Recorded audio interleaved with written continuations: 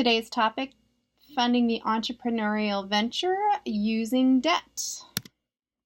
So in this lecture, I'm going to identify the difference between debt and equity, and then I am going to identify and discuss several forms of debt-based financing or debt-based lending, including traditional loans, microloans, peer-to-peer loans, and lending circles.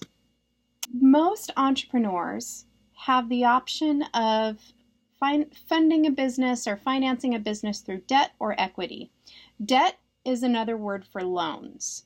Equity is another word or is a term that we use to describe obtaining investors. So if you just think of debt as loans and equity as obtaining investors, that should differentiate the two for you.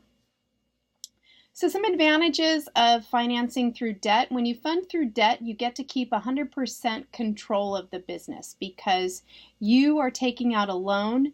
The loan is generally from a bank or some other body, and that body doesn't give you that loan in exchange for a piece of ownership in the business. So you get to keep 100% of control, which means 100% of decision-making power goes to you. Once that loan is paid back, the business is all yours. And there are generally potential tax advantages when you're looking at loan payments and things like that. A lot of times those are tax deductible. So some good advantages to financing through debt. However, you should understand that when you fund through debt, you're going to have to make repayment and probably going to have to make monthly payments. Interest rates may vary, and so you have to think about what the cost of that money or the acquisition cost of that money is going to be to you. And certain types of loans may require what we call loan payments or very large jumbo payments at certain points in the loan term. Skipping to equity. So one of the advantages of equity is that you're not making any payments, you're simply exchanging ownership shares for capital for your business. So you're giving away ownership and in return you're getting capital to fund the business. So the nice thing about equity is there is unlimited potential. When you're applying for a loan, it's based on your credit and how much you are able to borrow. You can obtain an unlimited amount of investors and you can sell off an unlimited amount of equity. An important disadvantage to that and as you are selling shares in the business, you have some flexibility in determining how frequently and how much dividend distributions will be. So there is some flexibility there as well.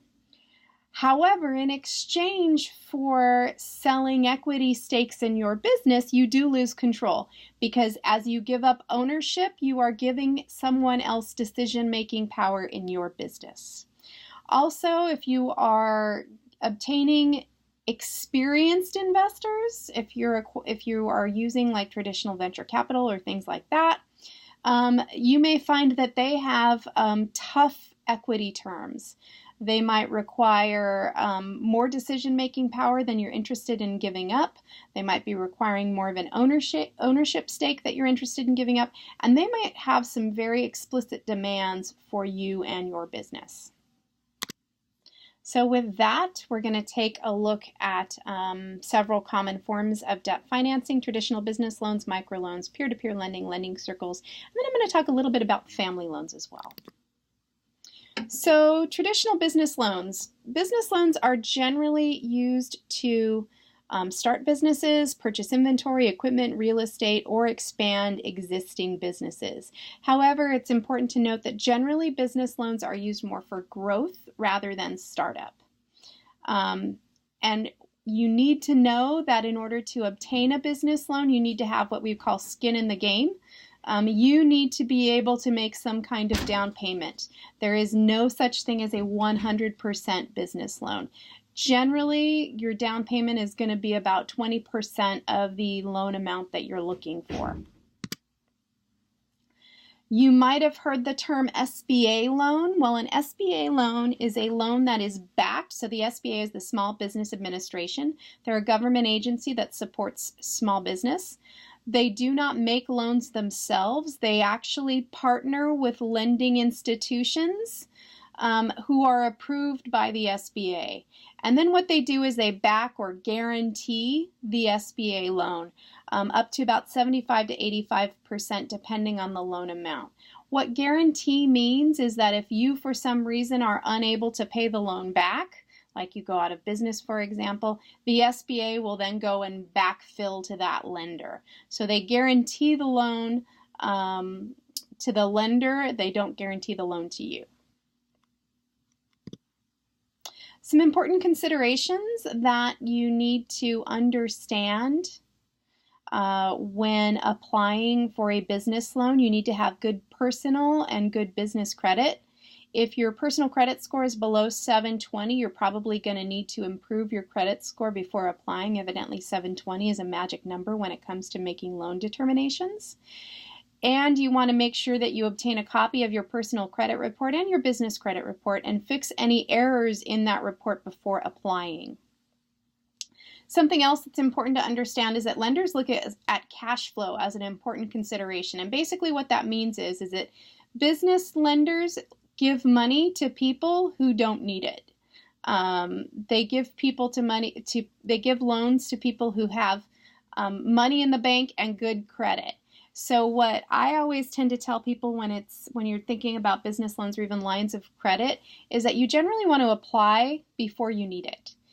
So that when they're evaluating you, they're looking at you when you're in a good cash and business position. Also, you need to know how much you need before applying. So you're going to ask for a specific amount, so you need to know how much that amount is going to be. Lenders will always ask to see a business plan, so you're going to want to make sure that you have that done. You want to make sure when you go to a lender that you look organized, and that really is everything from your personal management process, the way that your business is structured. Your business plan needs to look organized. You really want to come in looking professional in both your appearance and your practices and your business structure. You can obtain business loans from both large institutional banks and then small local banks as well. A lot of times small local banks are better options than large institutional lenders, and that's because these smaller banks are generally more invested in local and regional and may even have incentives to provide loans to small and local regional businesses through economic development initiatives. Moving on, microloans are small, short-term loans that can be used for a variety of business purposes, including startups. Microloans generally have lower interest rates, and they generally are accessible to individuals who have you don't need great credit in order to obtain a microloan. You don't even need to have a business credit score, so they can be used for startup. You still need to have a business plan, and you still need to be able to articulate how the money is used. In San Diego, our local SBDC works with a company called Accion, and I will post a link to Accion's website in the resources section of Canvas so you can check them out. Peer-to-peer lending involves borrowing money from a group of investors who are interested in loaning small amounts. That gives them the ability to earn slightly higher interest rates than banks and other investments may pay them. They don't normally require collateral, but because they are higher risk, they generally have a higher interest rate. So that's something to be aware of. They also generally don't generally provide loans of much more than like $35,000 might be your max. The major lenders for peer-to-peer lending include Lending Club, SoFi, and Funding Circle. And last but not least, we have lending circles. Lending circles are a form of social lending where a small group of 8 to 10 people get together and they decide collectively how much they want each person to borrow. The circle is managed by a nonprofit who reports on-time payment to credit bureaus, thereby allowing participants to build credit. And how it works is each participant pays into the lending circle, and then that money is pooled and then loaned to one individual each month. At the end of the month, the principal is paid back, and the money goes to the next participant in the circle. And then that process is repeated until everyone has had a turn to borrow the money. The one thing that you need to know about lending circles is that there is limited borrowing ability because the funding amounts are generally very small, like $1,000 to maybe $5,000. So those are your debt-based financing options. I should say there's one more, and that's really obtaining a family loan. And getting a loan from a family member, if you are fortunate enough to have a family member who is willing and able to loan money, could be a good option, although you have to understand that in terms of interest rates, you need to look at what's called the usury rate, or the maximum allowable interest rate in your state. I think California is 10%, if I remember correctly. And you have to remember that it can be a bad idea to mix family with business. So two important things to consider. I kind of consider it halfway a debt-based funding opportunity, but like I said, it is something that it tends to be more risky on the emotional side rather than the financial side. So next steps, go check out the readings, the video, and the resources available to you on Canvas under the debt-based financing module. And I will see you all on the discussion board.